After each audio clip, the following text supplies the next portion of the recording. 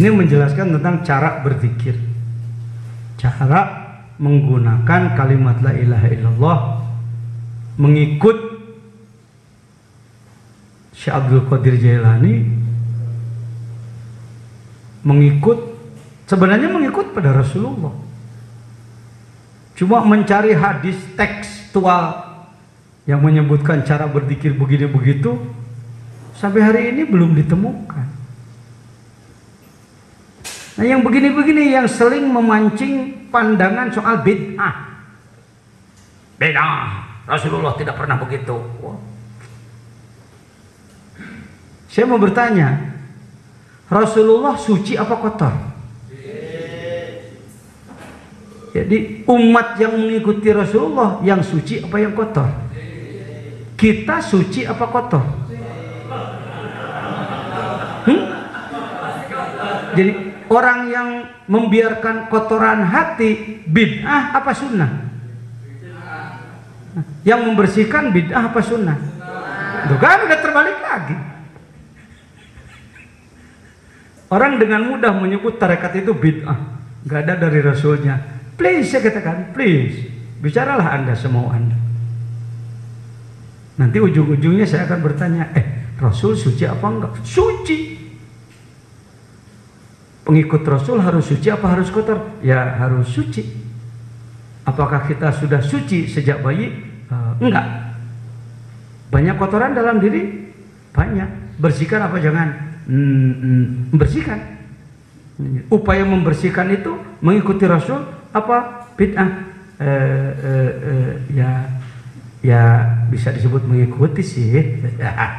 Makin lesu aja.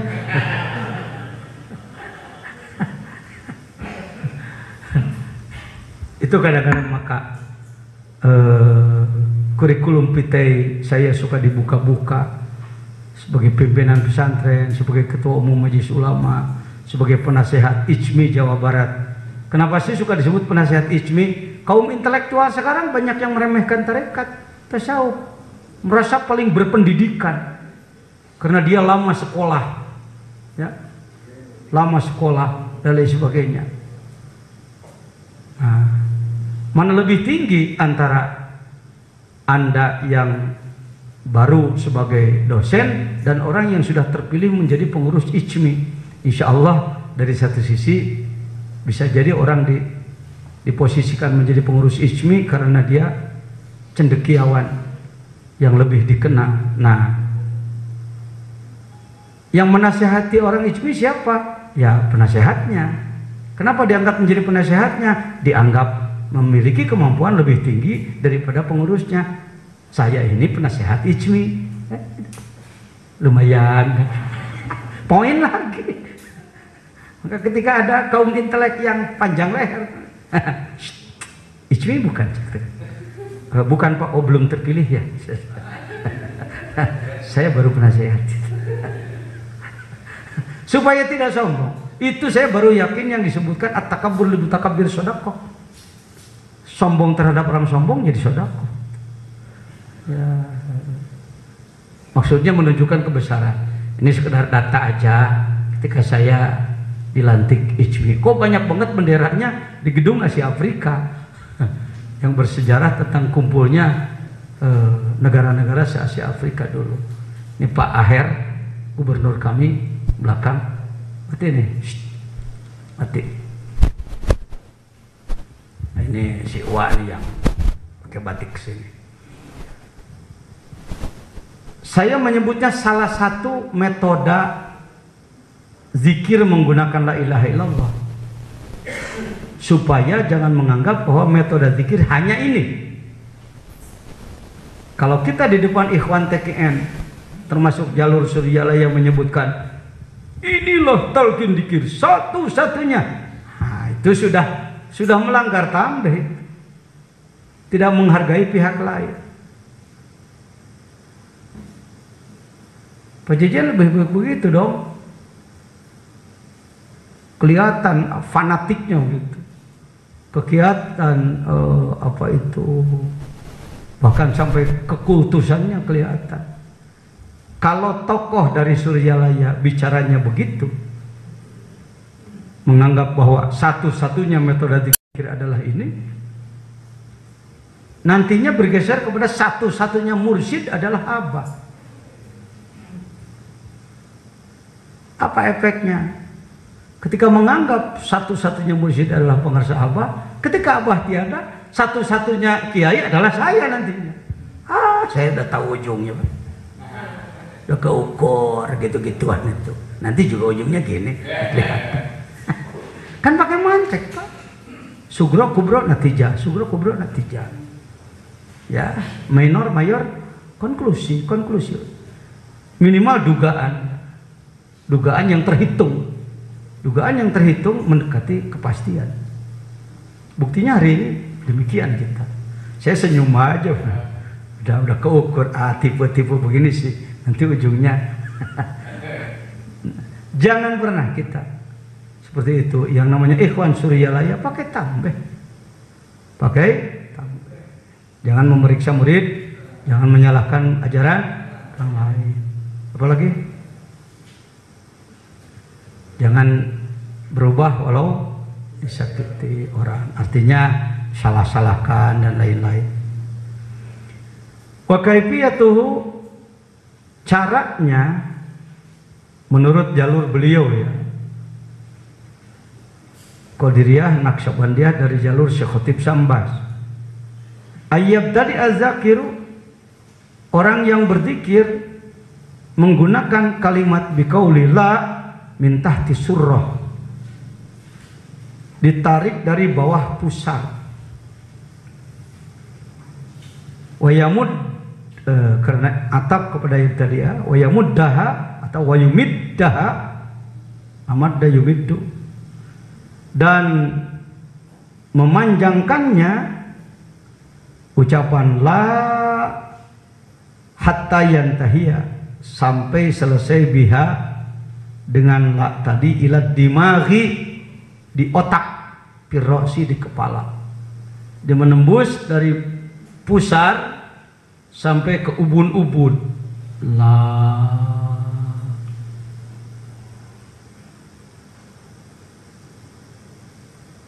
Umpama orang yang terlalu tekstual dalam hadis, nggak ditemukan hadisnya seperti ini, jadi kerjaan seperti ini bid'ah, please.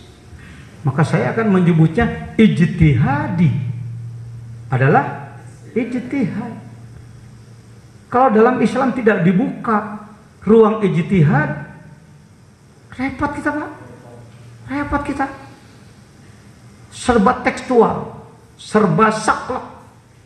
Kendaraan Rasul adalah unta atau kuda, maka selain itu bid'ah. Ayo, gimana kita hidup? Naik ojek nggak boleh, naik kapal. Kan Rasul enggak. Makanan pokok Rasulullah adalah roti gandum dan kurma. Sedangkan kita nasi, bid'ah. Bid'ah lagi. Waduh. Apa Rasul pernah pakai batik? Waduh, Pekalongan kelabakan kalau enggak boleh. Pak Rasul pernah makan pisang Ambon. Kelabakan Sukabumi. Produser pisang. Enggak sempit seperti itu. Dalam Islam ada ijtihad. Di levelnya masing-masing, dengan persyaratan yang sangat ketat, dikontrol, tidak boleh sembarangan. Pangarsa Abah Hanom menurut saya, beliau layak dalam tasawuf disebut mujtahid, mujaddid. Bapak, andai tarekat ini disodorkan kepada umat, bahasa Sundanya saujratna. Apa saujratna? Seadanya, sesuai aturannya yang sangat ketat. Terus terang, orang-orang di kelas kita gak layak jadi murid tarekat, Pak. Saya menyebutnya pengarsa Abah itu mujaddid, ibarat balung sapi. Balung sapi itu rata-rata gede-gede loh, tengkoraknya segede gitu, tulang betisnya segede gitu. tulang paha, tulang dada, tulang punggung segede gitu. Bisakah balung sapi diberikan pada bayi? Nah, tergantung kecerdasan. Kalau ada yang mengatakan nggak bisa, paham juga saya. Balung sapi segede gitu diberikan kepada bayi, matilah bayi. Tapi kalau kecerdasan digunakan, di blender, ya ditepung, masukkan mesin, keluar jadi tepung, tambah air, digodok jadi bubur, kasih gula, berikan pada bayi.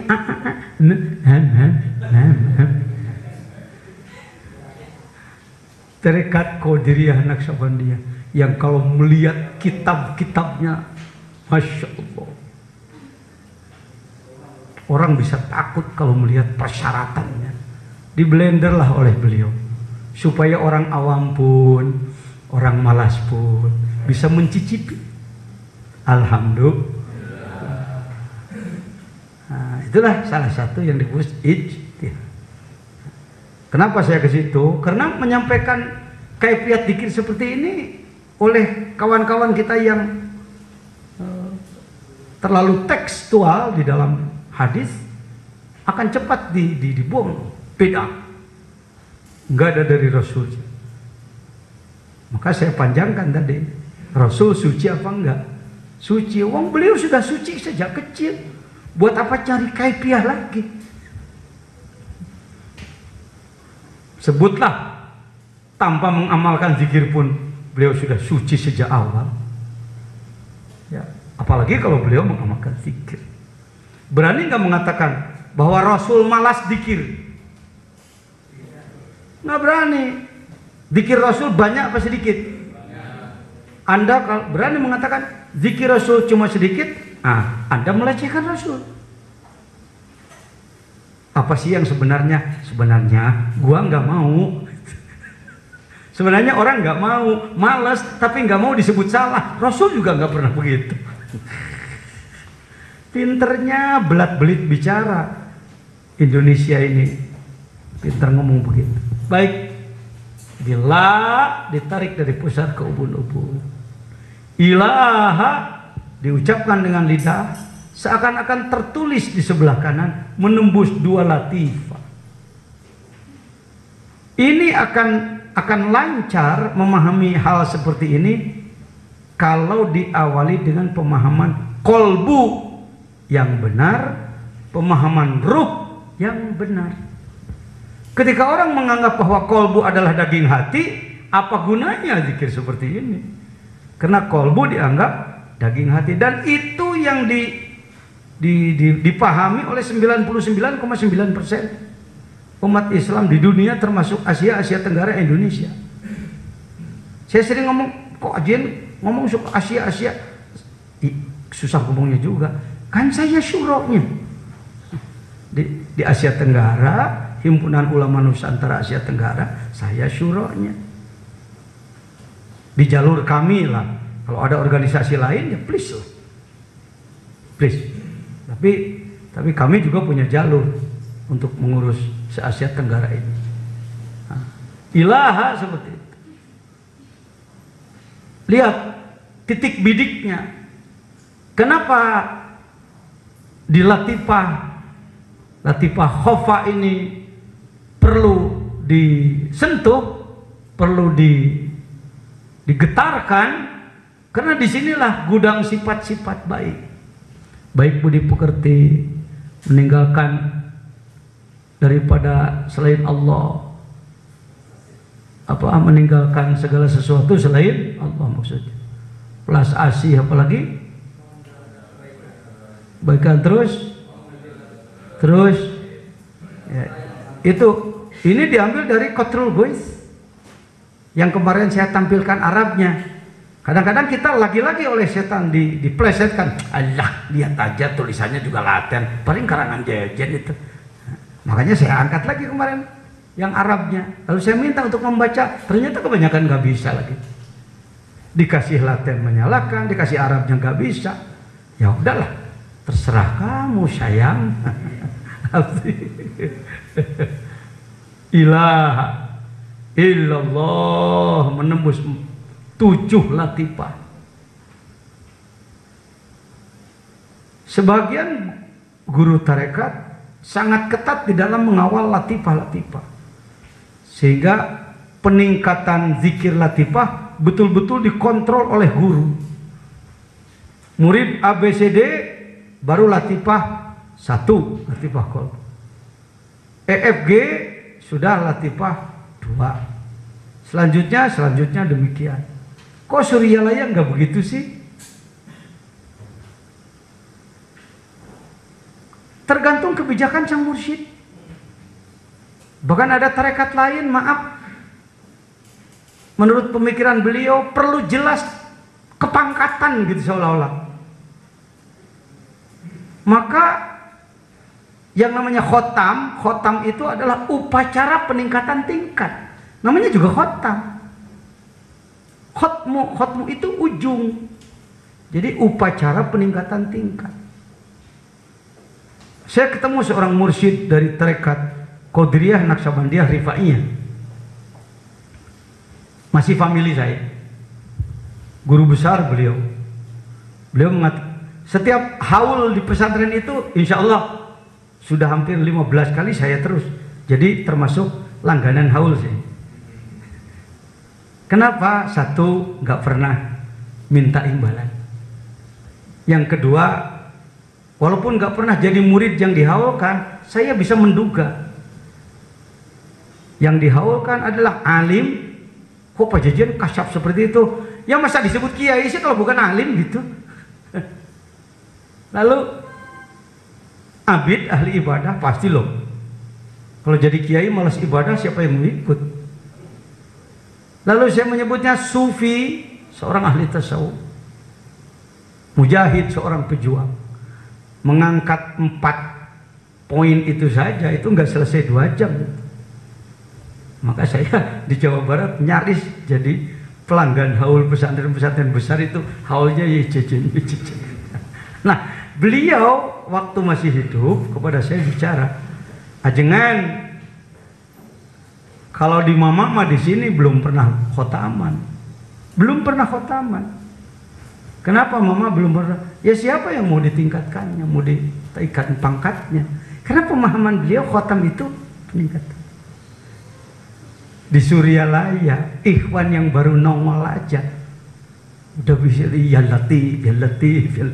Itu ijtihadnya guru itu. Bersyukurlah kita punya guru sangat bijaksana. Jangan sebut maha bijaksana, yang maha Allah, tapi sangat bijaksana. Dan nggak perlu ijazah lagi khotaman. Siapa orang yang sudah mendapatkan talqin zikir TKN langsung please mengamalkan khotam dan manakibat. Ya. Tidak banyak syarat. Asal orang minta talqin dimanapun, di pematang sawah juga oke. Wudhu talqin. Lagi ngopi di warung kopi saya, itu kan kopi, Pak saya punya talqin, wudhu talqin di situ. Jorok amat, bukan jorok, fleksibel. Apa pasti mengamalkan Pak? Yang datang jauh-jauh aja, sengaja datang pengen talqin, lalu mendapatkan talqin belum tentu mengamalkan. Kalau soal mengamalkan, dan sedikit orang datang ke ahli tarekat bukan minta zikirnya, minta doa banyak rezeki. Itu urusan di dalam kalbu masing-masing lah, baca aja dari sendiri, nggak usah saya sebut ya. Baik, oh begitu, amalkanlah. Ini sudah teruji, diamalkan oleh ribuan bahkan jutaan manusia di dunia. Bahkan saya menduga bukan hanya umat Nabi Muhammad. Buktinya umat-umat dulu banyak walinya. Keliru kita mengatakan zaman para nabi, lalu para sahabat, selanjutnya para wali. Ini yang terkenal seperti itu. Kenapa masyarakat kita pandangannya seperti itu? Karena ketika hadarat susunannya begitu. Mula-mula kepada Nabi Muhammad, setelah Nabi para nabi yang lain, baru sahabat Nabi, baru tabi'in, tabi'in, baru kepada para wali. Jadi seakan-akan kurun waktu itu begitu. Zaman Nabi dulu, saya tanya kepada masyarakat, duluan Nabi, duluan wali? Nabi, kata orang. Sini juga kalau saya tanya begitu. Cuman nggak saya tanya aja. Jawabannya udah tahu. Duluan Nabi, duluan wali? Nabi. Seakan-akan para wali itu baru ada setelah habisnya para nabi. Saya tanya, Ashabul Kahfi wali apa nabi? Duluan Ashabul Kahfi, duluan Nabi Muhammad. Tuh kan? Nyata, faktual, testimoni, bukti. Sayyidah Maryam, Ibu Maryam, nabiyah apa waliyah? Kalau ditinjau dari ilham, wahyu dari Allah, ada loh ulama yang menyebutnya dia nabiyah. Kenapa oleh Pak Jajan tidak dikembangkan aja bahwa Maryam adalah nabiyah? Sudah menjadi syarat bahwa nabi tidak boleh perempuan. Dipotong dengan itu. Maka masuknya kemana Maryam? Waliyah. Itulah yang saya sebut kemarin. Para wali itu zaman dulu, sekarang dan nanti. Dulu, sekarang dan nanti. Wali itu nggak ujuk-ujuk, tapi diproses. Bahkan wali boleh dari para mantan. Disebut kemarin kan? Bukan sebatas mantan kades, mantan camat, mantan orang-orang nggak bener. Contohnya Umar bin Khattab. Contohnya Robi'ah Adawiyah, sudah disebut kemarin. Oh, dikira wali itu harus nyantri sejak kecil. Enggak, Pak. Banyak orang yang sekian puluh tahun jadi orang nggak bener, lalu taubat, sah. Kira-kira orang seperti kita boleh daftar menjadi bahan wali gitu? Boleh nggak? Nah, itu nggak berani ngomong kebanyakan. Oh, ini ngomong terpaksa saya pakai jabatan Rois. Ini yang ngomong Rois, yang punya wewenang. Tak keluarkan SK-nya. Ditandatangani oleh Bayaya Habib Lutfi. Harus itu, perlu itu. Untuk kondisi Indonesia mesti pakai gitu-gituan. Oh iya ya. Karena banyak orang menganggap bahwa wali adalah orang dulu, sedangkan kita orang sekarang. Maka orang sekarang bukan orang dulu, karena orang dulu nggak boleh mendaftarkan diri. Yang nggak boleh itu belum apa-apa sudah ngaku. Nah, itu yang nggak boleh. Sebut saja kita ini di pantai, sedangkan harus berjalan ke puncak gunung. Diperkirakan 20 km. Nah, saya mau nanya, kalau orang yang masih di pantai sudah mulai berjalan menuju puncak, bolehkah disebut ia sudah melakukan perjalanan? Ia sudah mulai melakukan perjalanan? Menuju mana?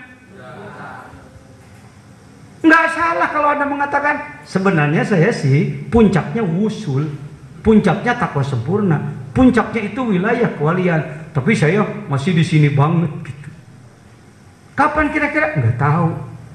Mungkin sampai mati nggak tercapai, nggak apa-apa. Yang penting menjalani. Ini rumus loh. Kalau Anda ilmuwan, omongan saya ini akan digarisbawahi dengan tinta emas. Karena meluruskan pemikiran yang macet ratusan tahun.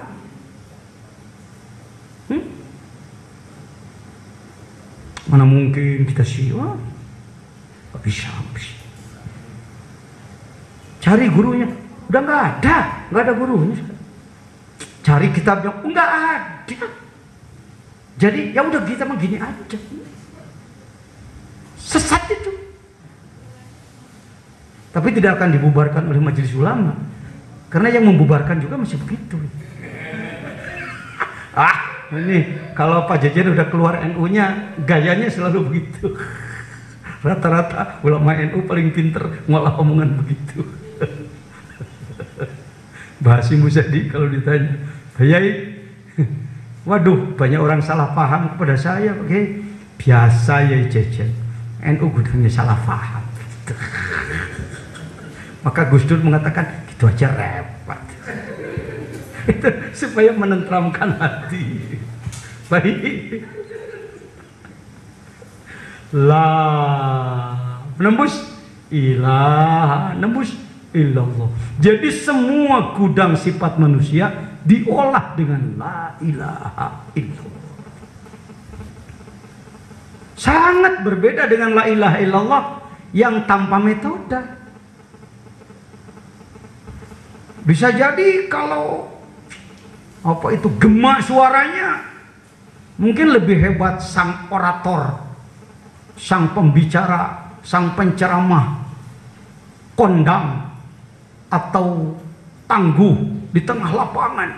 Pernah dengar seorang penceramah di tengah lapangan? Saudara-saudara sekalian, mari kita ucapkan la ilaha illallah. La ilaha illallah. Selesai berat 3 kali. La ilaha. Bergemalah saudara-saudara, diangkat oleh wartawan nanti di koran. Bergemalah suara la ilaha illallah, hampir menggetarkan seluruh lapisan langit dan bumi. Dengan hormat kalau ditanya, tembusnya sampai kemana? Ini sih nggak bicara tembus-tembusan.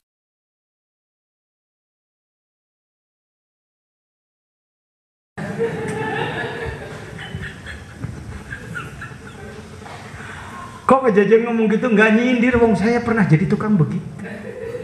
Pengalaman. Karena menurut saya dikira la ilaha illallah seperti itu yang hebat itu. Enggak lah, enggak menembus kemana-mana. Itu punya kelebihan dari sisi gemak aja, gemaknya saja. Tapi kalau ke dalamnya begini, ya kalau tembus ke dalam.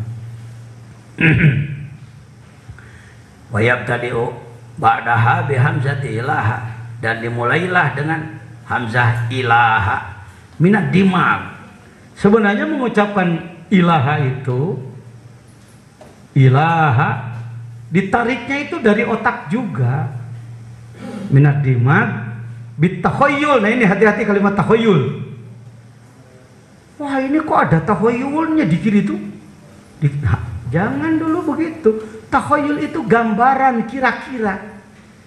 Nah, si kalimat ilaha di sebelah kanan itu bitakhoyul, dengan berimajinasi, dengan berkhayal, dengan menduga-duga, merasakan dia turun dari otak tadi kemana,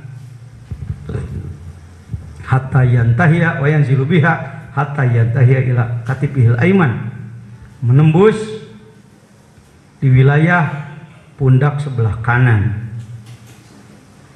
Lalu ayat tadi ubadaha bihamzati illallah, menggunakan kalimat illallah bitakhayyul lagi, min katibihil aiman, dari wilayah pundak sebelah kanan, wa yumidduha binuzul ala karosis sodri,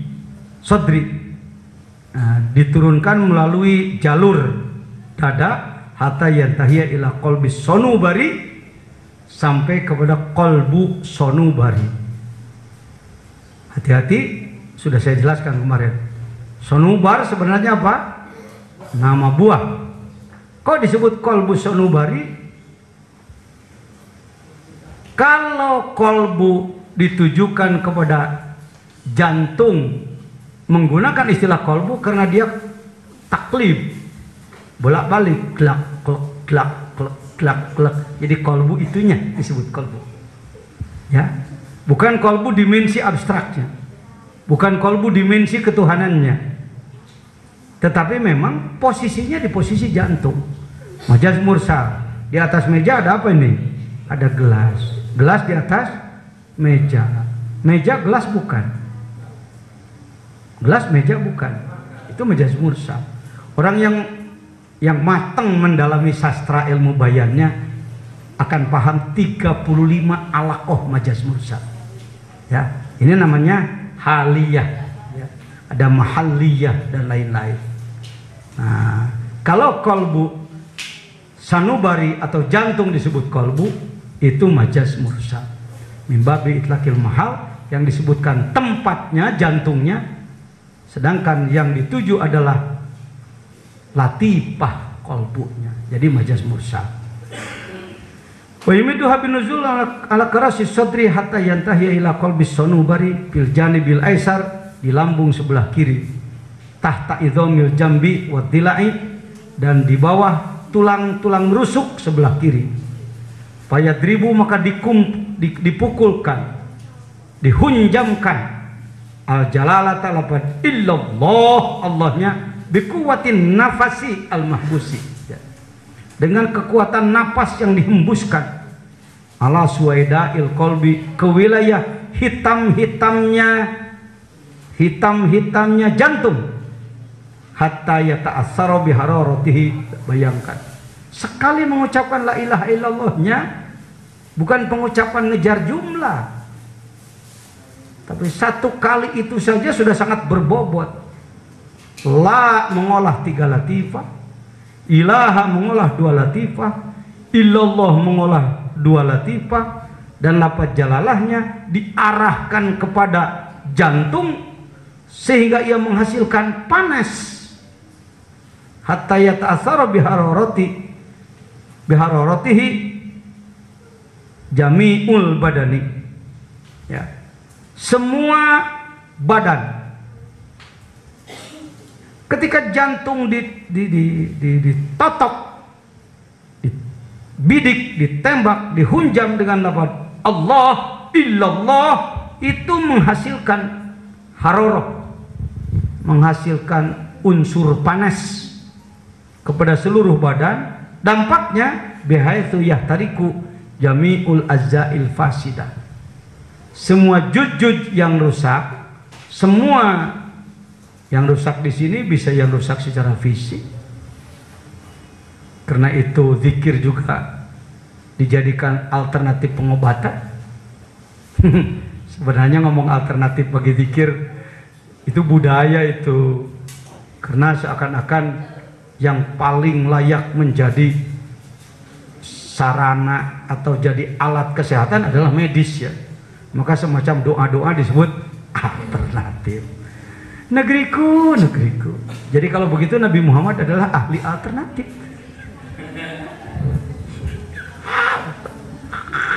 Prihatin. Ahli doa yang ahli. Kalau pakai pil alternatif. Boleh Pak ngomong begini, boleh Pak. Mohon maaf, banyak para dokter yang konsultasi pada saya kalau soal gini. Ya. Aduh, ya kecuali dukun lah ya, mau disebut alternatif boleh lah, karena dia kemana larinya, tapi tetap aja oleh Allah ditolong juga, ya.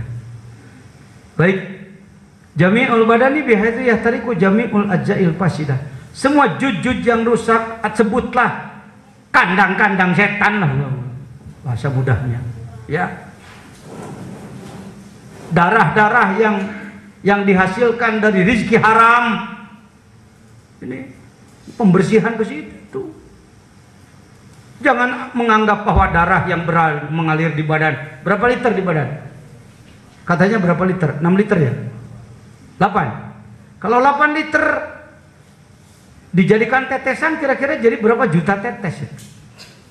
Ya gitu aja. Nah, berapa tetes yang sudah bersih, halal murni, berapa tetes yang dicampuri rezeki haram?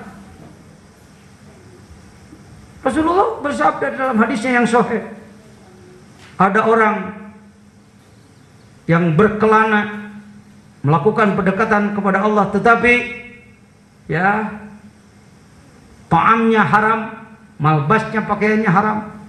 Bagaimana Allah akan mengkabulkan? Zikir yang ini terkait dengan itu. Kenapa disalurkan ke seluruh tubuh, dihembuskan kepada seluruh tetes darah? La ilaha illallah, la ilaha illallah. Kenapa harus penuh konsentrasi? Bukan biasa. La ilaha illallah.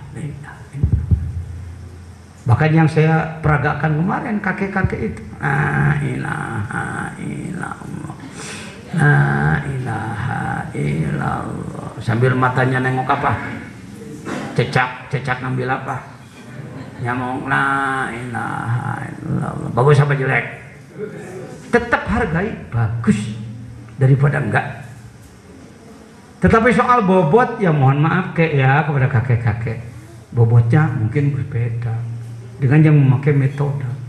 Jadi la ilaha illallahnya illallah dihembuskan kepada suwaidil qalb agar dia tersalur menimbulkan hawa panas ke sekujur badan, sehingga ajzaul fasidah, yang jelek-jelek, yang rusak-rusak, bisa terkena imbas cahaya dia. Makanya setelah zikir, kalau dalam kitab Anwarul Ghausiyah disebutkan jangan dulu minum air dingin gitu, agar panas tubuhnya berfungsi dulu gitu. Sampai ke situ, Pak. Ya bedalah yang pakai metode dengan yang nggak pakai metode. Apapun pasti beda, pasti beda. Bangunan kenapa kelihatan rapi? Karena dibangun oleh ahli yang memiliki metode. Tuh bikin kusen. Berikan kayu 10 kubik pada orang yang nggak paham metode bikin kusen, jadi korek kuping. Berikan batik 10 piece pada orang yang bukan ahli menjahit, jadi ocok, jadi selampe, nggak jadi baju. Karena nggak tahu metode. Zikir pun sama. Apapun pasti begitu, Pak.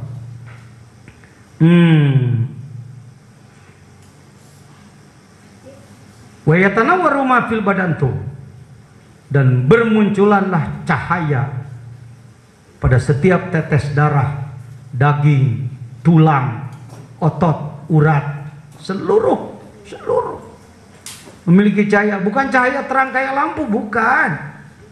Cahaya Allah, Allahu nurus samawat, tanpa rupa cahaya Allah itu, tanpa rupa.